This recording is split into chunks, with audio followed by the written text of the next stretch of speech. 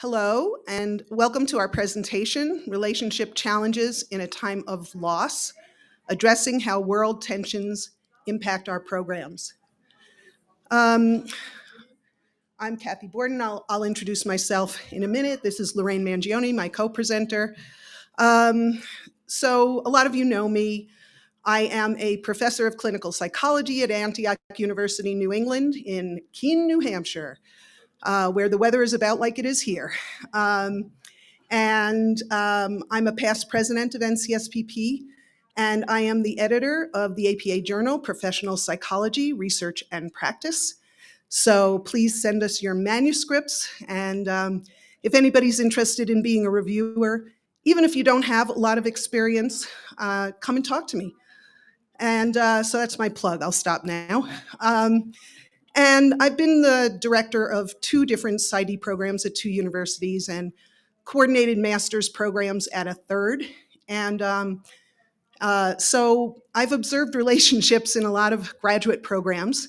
And I'll let Lorraine introduce herself, but please know that I'm having a little altitude thing, so I'm a little breathless, and I'll do the best I can. And that was the reason why we didn't have a dance part at the beginning to the Springsteen song, because we know some of you, it's a little higher than what we're used to. So thank you. So I am also at Antioch University, New England, have been there for my whole adult life, I always say. And, how long are you an adult? So it's hard to say how long I've been there, as long as I've been an adult. And I'm practicum director. I love the DCT meeting here, and that was great yesterday. Randall, that's a little shout out to you. And I love coming to NCSPP. Everything I do goes back to relationship and how fundamental and important it is. I just finished leading a short-term loss and grief group, and it was all about relationships. Levita Nadkarni and Levita updated the NCSPP relationship competency chapter many years ago, and because it was fundamental and foundational, and we were honored to be the authors of that. I've interviewed daughters grieving their fathers for my work on daughters and dad and loss, and the take-home centered on their relationships. And Kathy and I have done research on mentoring in clinical programs and research on older women and why they keep working even though they could retire. And you're never going to believe it, but a lot of the answer for both of these, mentoring and older women who work, was relationships. And I just want to use a word from this morning, reverence, which I love that word, and I don't think of it that often. And I feel like for me, I have a certain sense of reverence for relationships. Thank you. All right. So why are we doing this presentation? Lorraine and I have been talking, as we are known to do, and noted that in our program, there's a lot of stress. People are feeling things are coming at them from all sides. It's been a stressful few years. And somehow coming back now to the university setting, there are all sorts of tensions. There's interpersonal tension, there's overwork tension, and people are feeling stressed, burned out, exhausted, dissatisfied with work. And we thought, well, why are we sitting here complaining about this? We're psychologists. We ought to be able to do something about this. And that's kind of the idea that this presentation grew out of. So here are our learning objectives. And if you want to just take a couple of minutes to take a look at this, does anybody need us to read them? So we thought we'd start by just asking you, when you think of the past 3 years, what's a word or maybe a 2 or 3 word phrase that comes to mind? And you can just shout it out and I'll try to repeat what I hear. Lack of boundaries. Unstable. Confusion. Exhaustion. I heard exhaustion from a lot of people. Fear. Discouragement. I'm not saying expletive show. What? I'm sorry? Depletion. Irritability. Constant shifting, needing to adapt. Headaches. Lots of headaches. Okay. Zoom. Okay. So I think you're up next. So we'll go on and talk about some of those things. I mean, seriously, whoever used the word Zoom before a couple of years ago, if somebody had a copyright on that word, that, oh, okay, that person, yes. It was a yes, children's show. yeah. So we just listed some things that we're calling the bad news. I'm sure it's not exhausted of what's going on in the world on different levels. So just take a minute and let it sink in as we sit here. And we all have different ones that mean more to us than others, but they're all very present. I'm not going to read these, but let's just kind of let them sink in. My friends who all claim I over-identify as Italian in addition to over-identifying as a Springsteen fan have been shocked to find out that in the last couple of year or so, I've been talking a lot about my Ukrainian grandmother. And it was just like suddenly this brought Ukraine and my grandmother and everything to the forefront. And I just imagine there are things in here for everybody that suddenly you realize how important these things are.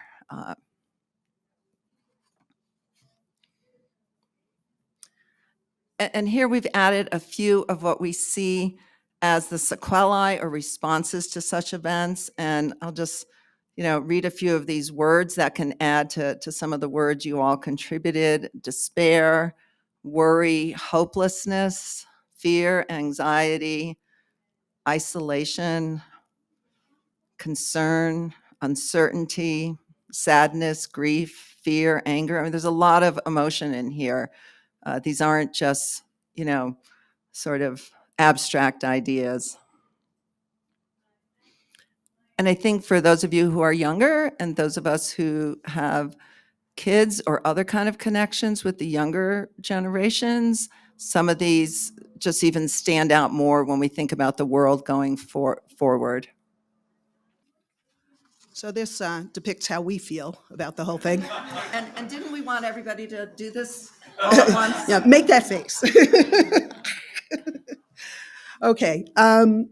So when we were planning this, we thought we would look for some psychological theories, models, ideas to frame what we're presenting. And my clicker didn't click. Okay. What is going on? There it goes. One of the first that came to mind was Bronfenbrenner's social ecological model, and many of you are probably familiar with this. When Bronfenbrenner wrote this, it had child in the middle, but we're putting person because we think it applies to adults as well.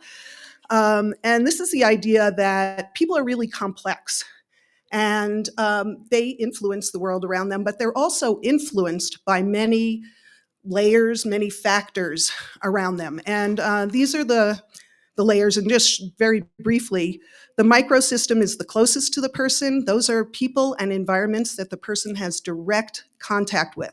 So our workplaces, our colleagues, our family members, our household members, people that we have very direct contact with.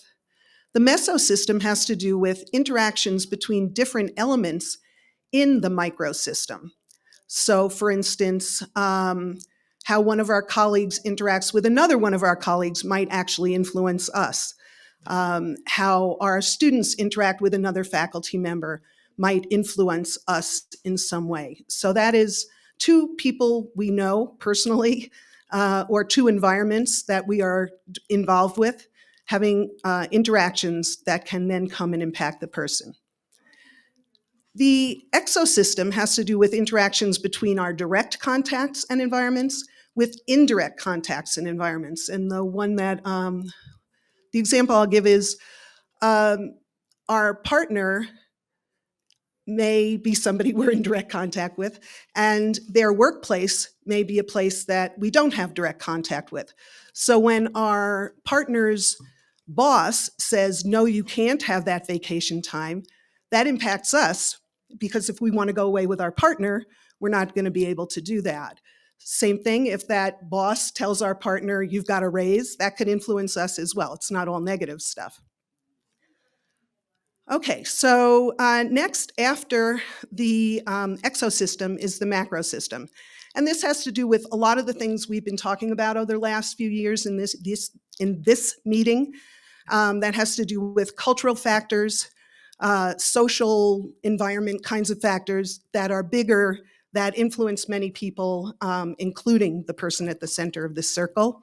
And then the chronosystem has to do with the passage of time. So individual development, family development, career development, as well as the point that things occur in history. Another one of the ideas that we thought would apply to this has to do with post-traumatic growth. And this is relative to Bronfenbrenner's theory, certainly a newer concept. And it's the idea that we can go beyond resilience. So resilience has to do with going through some sort of trauma or hardship and returning to the previous level of functioning. Whereas post-traumatic growth has to do with something positive, some kind of positive change coming out of the trauma or the hardship. And this is not to minimize the horror of the trauma, of the tragedy, of the hardship. But in addition to that, there can be positive outcomes. So the difference is that post-traumatic growth really refers to transformation to a new place, whereas resilience is returning to the prior place. This may be kind of a not that major example, but an example for me personally is that I have friends, having lived in multiple regions of the country and being old, I have friends all over the place. And I'm in touch with, before the pandemic, I was in touch with them periodically. We'd, get on the phone or whatever. And since the pandemic began, we meet regularly on Zoom. It's so cool. I have contact with people that I had grown apart from, or just, even if when we came together, it was like we had never been apart. It's just very different to keep up with people. So I meet with 2 people every month from a prior job that I had, and I meet with another person every 2 weeks, and things like that. And I meet with others periodically who do not live near me, and that's been a really positive kind of thing that's come out of this. We did have Zoom before the pandemic, just for the record, so I can't attribute it to Zoom, but I can attribute it to us all being home a lot. So you've seen all this before, and in some places, some of these things have all gone back to quote unquote normal. We can't even say that word normal anymore, right? It's without quotation marks. And in some places it still lingers. Some places things are getting worse, some better. But these things have had an effect on all of us, and they don't just go away. The 2 in red are the things that all the other things add up to and leave us with, the very, and especially in our workplaces, the functional contacts only, the no social informality, and that everything got so limited and one-dimensional, and it was hard to do what we used to do. Okay, so just tell me, how many of you occasionally have a little disagreement in a faculty meeting with another member of your faculty? Yeah, okay. That was an easy one. How many of you, as you're walking out of the room in the old days, you'd go, hey, Kathy, I didn't really mean it like that. I meant it like this. And I think we're a little bit closer than you imagine. And those kind of little things, and those kind of things, Zoom, it's like you're gone, okay? And those kind of little things, that's one of the things that bugs me the most, because I am one of those outspoken people, and I'm always like, Lorraine, stop, especially on Zoom. It sounds worse. And I'm just like, cut each other some slack once in a while. That's become this like phrase in my head. And I was also thinking just how this meeting feels different than so much of other things that, that we had to do for the last few years, and all the little informal contacts. That's what we've missed so much. Most of us have missed so much of that. Yeah. So what I want to do is sort of read to you from an article in Boston Magazine by Tom McGrath called "The Death of the Office Friendship." And some of this will be quotes and some of it will be paraphrasing just to skip over more quickly.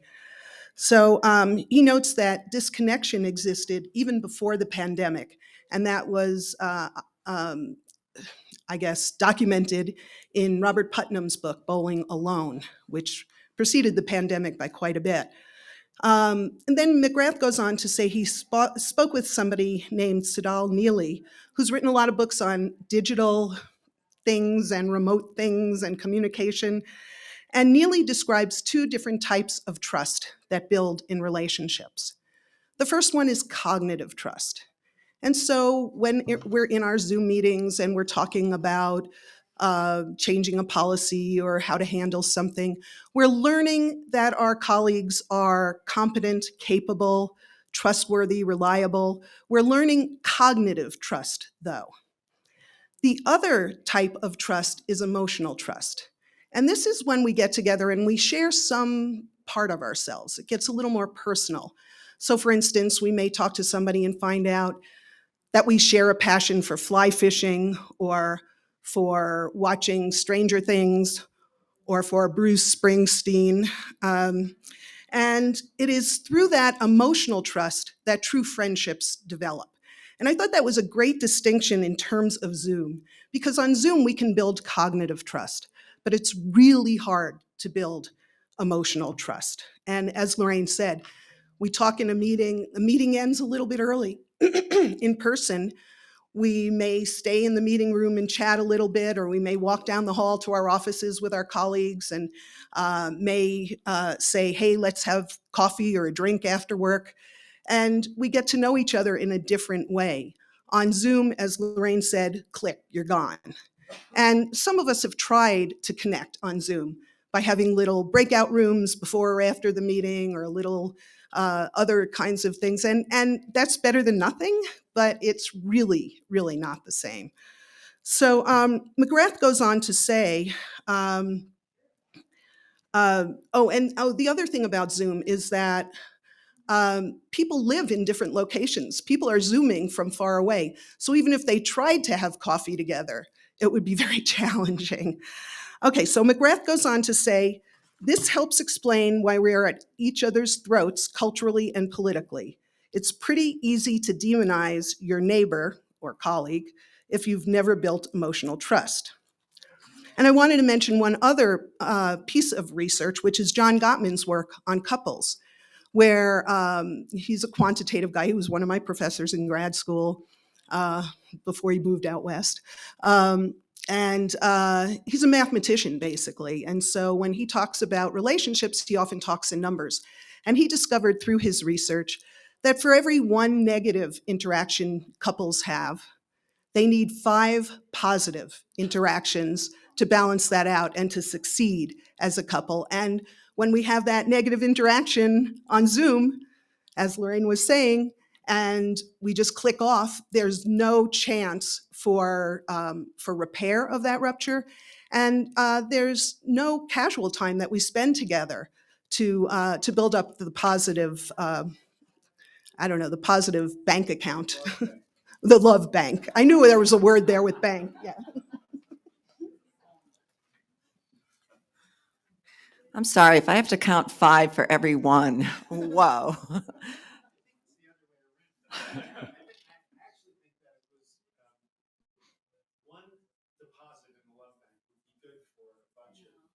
I'll ask Stephanie about that. Let's not get personal here. Let's not get personal. At our house, we talk about getting points. You know, my husband gets points for certain things. Points, yeah. When he cleans the pool, he gets a lot of points. So this is what we'd like you to do for the next 10 minutes. And group discussions, small groups. And for the people, and we haven't even welcomed the people who are, we can't use the word Zoom, the people who are streaming in. And I know for you folks, you can't get together. I'm looking in the sky at them But if you can just like muse on these things for a few minutes. But if those of you could just sit with maybe 3 or 4 of you in a small group, we'll give you 10 minutes and just talk about these things. So that's your task right now. So might have to move your chairs around a little bit, and those are the questions. We don't want to go to like a full report out of everything you talked about, but if you just have a few words about what that was like, what you learned, what came up for you in your discussions, I'll come around with the microphone. Let's talk some more about the love bank. We were, the last thing I thought of as we were having this conversation was the lack of compassion that's been shown by our leaders, not our leaders here, our leaders in Washington, D.C. And that failure to show compassion, I think, has really been demoralizing to the entire nation. And I think it was part of the impact that we're dealing with. That's the macro system or beyond. Great, thanks. So for people who know me at NCSPP, I'm very shy and introverted. You need to learn to dance. So just that interaction there, because I am so extroverted, I just get energy from other people, and I was like, Kathy, go away. Don't interrupt us. I have people who I'm relating to, and I didn't want to stop. Yeah, good.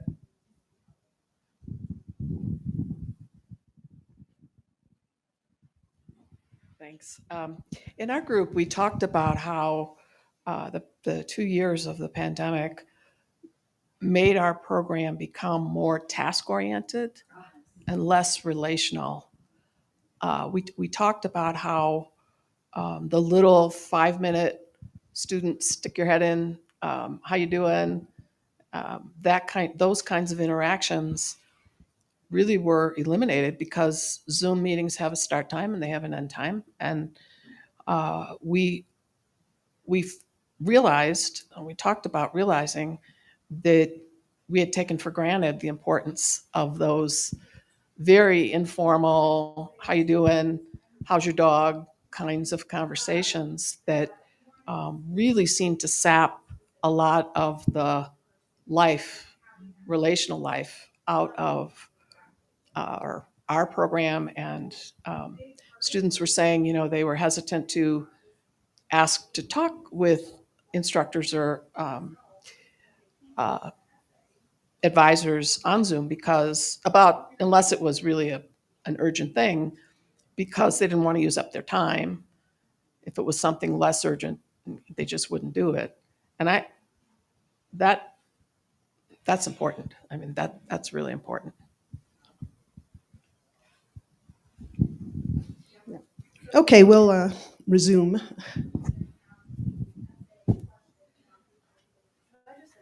Oh, sure. Oh, sorry. She really is the introverted. I already disclosed I'm an INFJ. We were talking about our Myers-Briggs test. But just to piggyback on something that was just said and also observed in our group, if I could just summarize what you had said, which I thought was so profound, for me at least, to sort of digest on, which was this idea that Zoom has elevated some of the dominant culture values around communication of efficiency, task orientation, linearity, logic, and how those haven't really been lost so much in Zoom, and maybe that's allowed for continued sort of prioritization of those factors in relationships rather than some of the context and other relational aspects you get from one-on-one interactions that are face-to-face or group interactions. So Yeah, thank you. I'll switch to the other mic. And I'm just going to give it did you turn it off? He turned it off because I just said that. I just want to say, for Kathy in her role as PPRP editor, I hear a paper right in this room. There are so many great ideas. I'm a little overwhelmed already.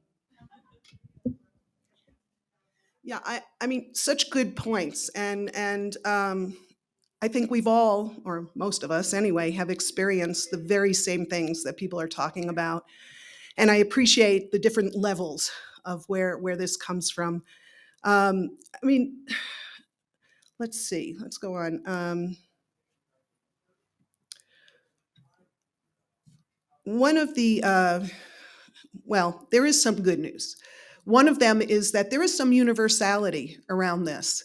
And so we can, misery loves company. I don't know exactly what it is, but we can relate to each other around these things and know that we're not the only one who is missing something over the last few years and hoping to get it back in some form. But we can use the post-traumatic stress growth literature and things that are written about relationship and our workplaces, and a lot of suggestions from the professional and popular literature, as well as from arts and music, as we were playing as you came in. So, so now we know what some of the issues are. And I think the Zoom thing is so interesting for what a lot of people said. You can't talk to anybody unless you make an appointment. You know, there's no casual, informal interaction. And I think that's a big part of it. But Lorraine's going to go on and tell us more good news. Oh, you already did it. Okay. So we just wanted to name a bunch of readings that seemed really important to us, or arts, and especially being, it didn't occur to me, but being in Santa Fe where, oh my God, arts, it's just already been so profound, the little bit of art stuff I've been able to do out here, of appreciating.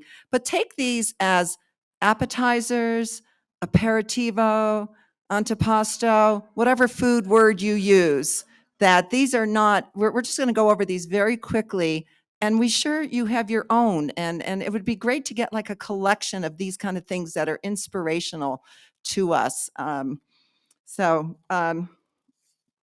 you'll check out a few of these.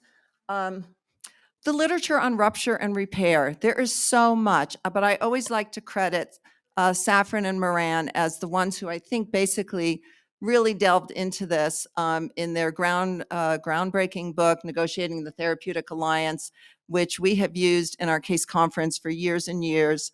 And I especially want to note the difference between withdrawal ruptures and confrontational ruptures, and that ruptures with people can happen in those two different ways. And often we just think of confrontational ruptures, but some people just withdraw.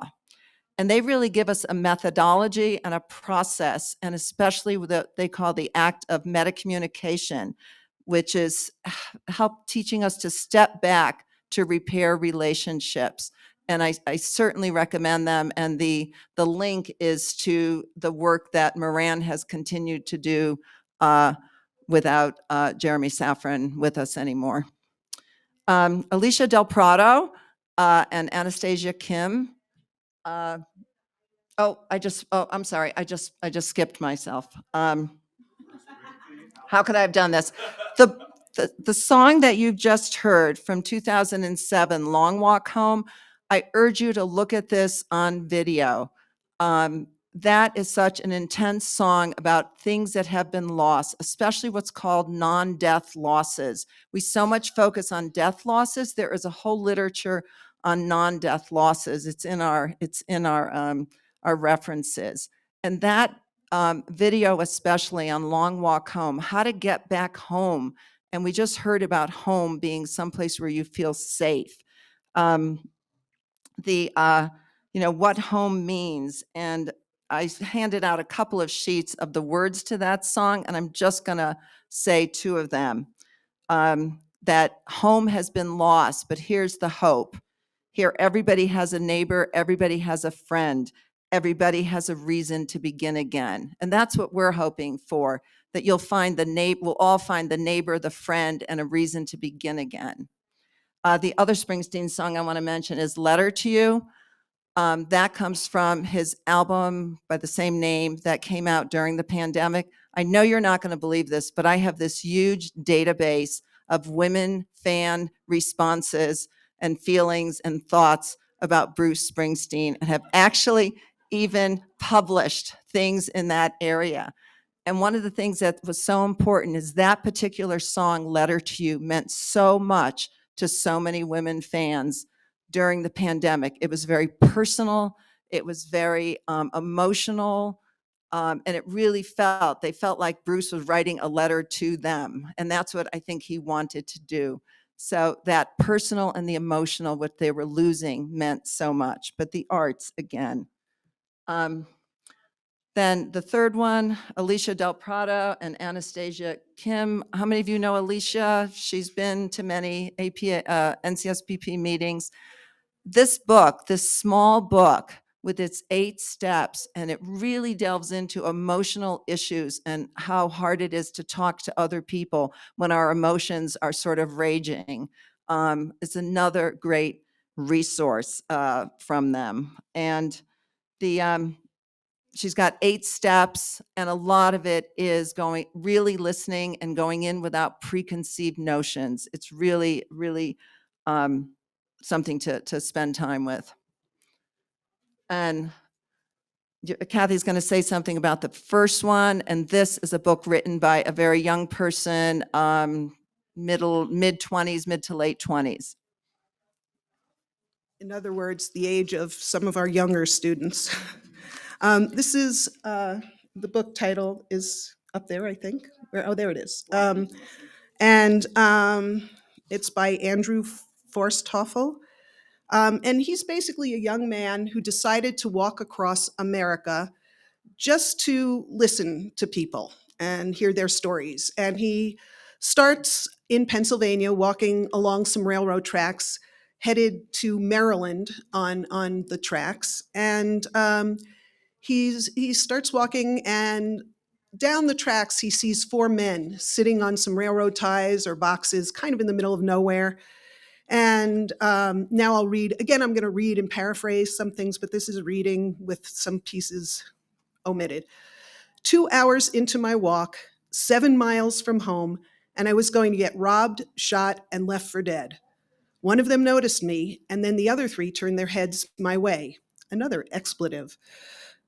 They were Latino, possibly homeless, and suddenly I was very aware of my whiteness and how my freedom of movement was largely predicated on my skin color. My freedom of mind, too. How would it have been different walking out my back door into the American unknown alone if I were a person of color, a woman? I nodded and said hello. The men appeared confused. I must have appeared confused, too. One of the men asked, "What are you doing?" I said, "I was walking across America." "I'm listening to people's stories along the way," I said, "walking to listen." One of the men said something to the others in Spanish. My death sentence, no doubt. And the guy on the ties began looking for something in a big plastic bin. Maybe it was time to go. Before I could run away or waddle, as running would have been impossible with my backpack, the guy pulled out an unopened package of cookies and a few apple juice boxes. He gestured for me to take them and come sit with him on the railroad ties. I did, and the other 3 joined us. "You got a credit card or something?" Martina asked at one point. "Yeah," I said, "I'm not carrying much cash." "Good, because we could just snatch it." He made a gun with his fingers. "But we're not that kind of people. Friends, friends."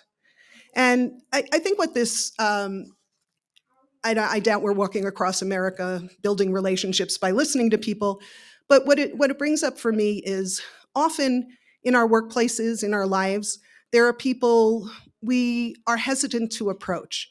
Maybe they have, they're an authority figure at work or elsewhere, and we're afraid of what they'll think of us. Or maybe it's somebody who kind of rubs us the wrong way, and we've had a little bit of a frictional relationship with. But I think what this story shows is that if we just sort of withhold judgment and approach people, we can develop or establish some sort of basis for relating to that other person.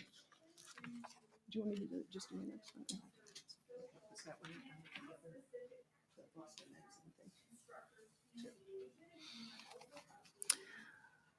Yeah, the world of literature and adventures has a lot to teach us. And the book is really interesting if you like to read that kind of thing. So our workplaces, I don't think it's an accident that a lot of things in the APA Monitor have been addressing workplace issues in the last couple of years. And we've just named a couple of articles that are really good to look at. And the idea constructive criticism that works, just taking from the title, how do we do something constructive, especially when we don't have all those other kind of nice relational things that mean so much? And what keeps our employees motivated? I read that and I was like, yeah, what keeps me motivated during this? And it's so important that part of what keeps us motivated is what we get from our work, and so much of it is people oriented. And this book, Let's Talk About It by Paul Marciano, I will totally admit I have not read the book, but I look at everything you can look at on Amazon about it. But it was named in the one of these articles, and it just seemed to be so good because it was very approachable and helpful. And this is the part that I take from it. It was digging into all the reasons why we avoid conflict and just want to let things go, which is interesting in our world where so many people just go right for the conflict. And I was thinking that, yeah, as psychologists, I think that can resonate with us because we don't want to make things worse. We don't want to dive into the conflict. And so it's also not that great to just avoid the conflict. And Marciano really goes into that.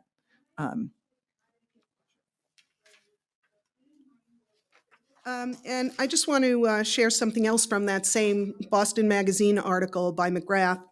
In that same article, he goes on to say that sometimes the only thing that makes work bearable is the people we do it with, the people who really know what our work lives are like from day to day and who can buffer some of the more stressful aspects. Relationship is just so important. When we spend the workday together, we wind up sharing tasks and we share conversation. And he cites a couple of things. In a survey, Americans were more likely to make friends in the workplace than anywhere else. And a Gallup poll found that having close relationships with colleagues may lead to higher performance at work. So it's really important to have those nurturing and caring relationships at work because they do impact our job satisfaction, retention of employees, as well as work performance.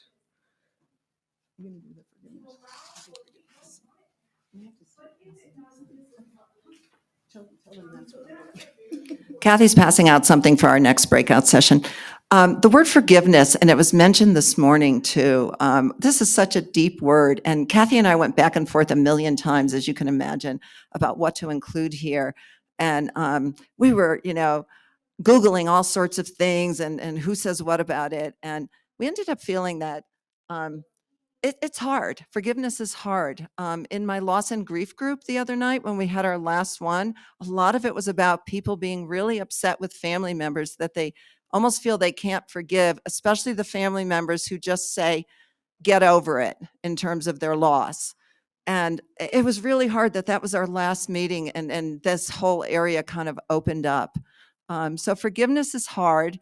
I do think many religions and spiritual practices have something to say about it. We could have put 8,000 quotations up there. And I think philosophy has something to say about it. And it's just something for each of us to think about for ourselves and to feel for ourselves and go out and take a walk and consider it for ourselves. But I think forgiveness is so critical and so important, however people find a way to approach it. Okay, so in this next part, we're hoping that you'll think about these different levels, both in the world in terms of Bronfenbrenner, but also in terms of your school. And what can be done at each of these levels, the personal level, the interpersonal level, say among the faculty or cohorts of students or between faculty and students, at the program level, more program policy, or procedures, events, at the college, school, university level, practicum training level, our training clinics, at the profession, at the level of our profession, and in the outside world. And so I hope you can see these. We just wound up a little bit smaller font than I hoped. But our second group discussion asks these questions. How can we use some of these resources from psychology and elsewhere to start addressing what has been going on and to start moving to a place where people are just more comfortable, less stressed, less exhausted, and so on? And also, while you're talking about that, to think about what's something you can do soon, in the next week or two, in your program that would help move things forward and help us readjust to the world we're in now. I love the fact that we have tech people here helping us and also helping us stay on time, because psychologists can kind of keep going, as we all know. But we have a few minutes before you have to do the poll. We have a few minutes, and we would love to hear either comments from this conversation or general questions or comments about these issues, but especially things from here. And Kathy will run around with a walk around. No, you're not running. We're at 7,000 feet. You're not running. Yeah, Couple I'll of do that. comments. Yes. Is this okay? So we talked a little bit about the statement of forgiveness that you had offered earlier, and kind of looking at some of the models that we've created as an institution within our universities. And so some discussion around how universities have, within of themselves, attempted to open ourselves up to populations of color, and other marginalized communities, yet as university settings are still very much from a white supremacist kind of background, right, and foundation. And so we're inviting students of color to come into psychology, but we're not walking alongside them and making sure and ensuring that their success after hundreds of thousands of dollars of debt in an attempt to shift to kind of this colonized idea of what education is supposed to be, down to what they were saying this morning, learning how to write, APA, if you really want to be successful or get through this program or work within this profession. And so it seems like there's this opening of doors of, hey, here's an opportunity for you. And then within once they've joined, there's nothing else there. The resources kind of go away. And then we have groups of people who are left to their own devices, like how to even pass an EPPP that we know, and there's plenty of evidence that suggests that people of color struggle, to get through that, and older individuals struggle to get through that. And so I wonder sometimes what the numbers look like of how many people are graduating with a doctoral degree in psychology versus how many people, especially those of color, are actually being able to work the field, and what that means for them financially. And so to kind of come back to this idea of forgiveness, and sometimes when I hear forgiveness, I think, well, what are you doing now that you're going to have to apologize for later? And I think that what we're doing now, opening our doors to people that we already know ultimately are maybe not going to be able to work in this field, are going to significantly struggle in not creating systemic change to allow for them to be successful, is something as a profession we're going to be apologizing for later and asking for forgiveness for, and being thoughtful about that. And thank you. And thank you for naming different levels, because I think it's on so many levels, which is part of what you're pointing out. Another comment or two?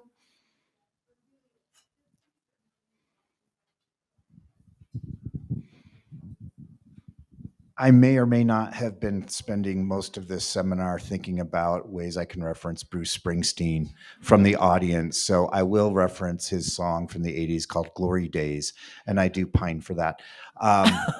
Thank you. That's it. I was talking with a group and struck by the word repair. And I'm thinking also then about the systemic systems. That's redundant. The systems to which we engage in, and often higher levels of those systems that we don't have great access to, that end up influencing our work experience. And so we spent some time talking about presidency and provosts and boards, and how we can work upline to help shape emotional connectedness from those leadership entities with our faculty. And we were talking about how much it means for a provost to come by faculty meeting and share in that pain.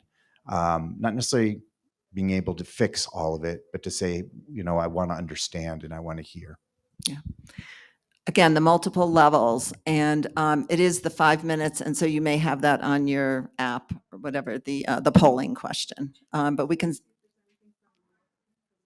Who is there someone doing the remote people?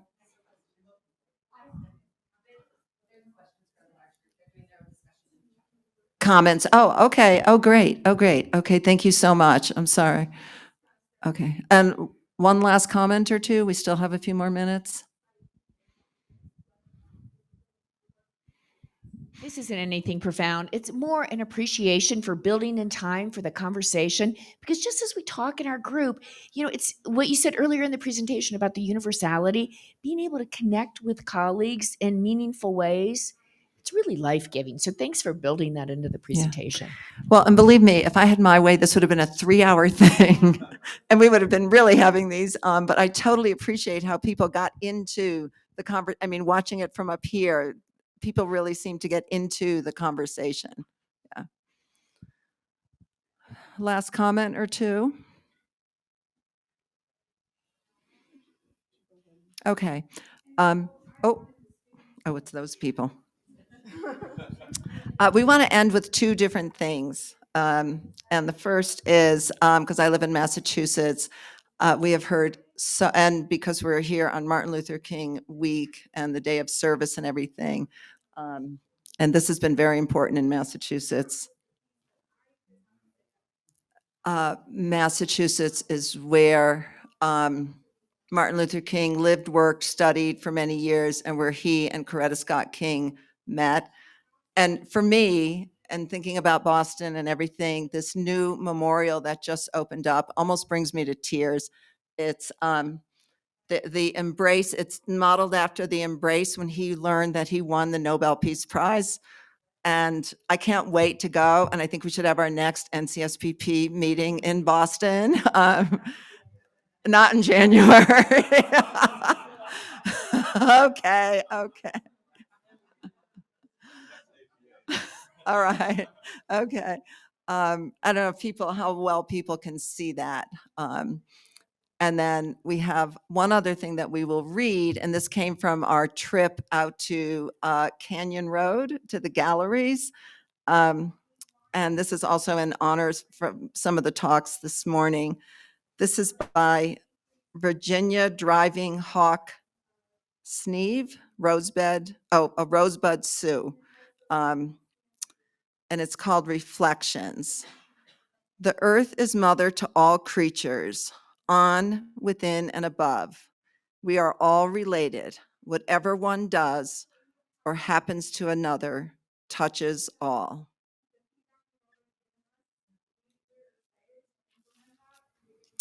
So thank you very much for being here. And we do want to make a final comment that you will be able to get these slides and that there is a reference list with a lot of things that we've mentioned today. Kathy, any last words?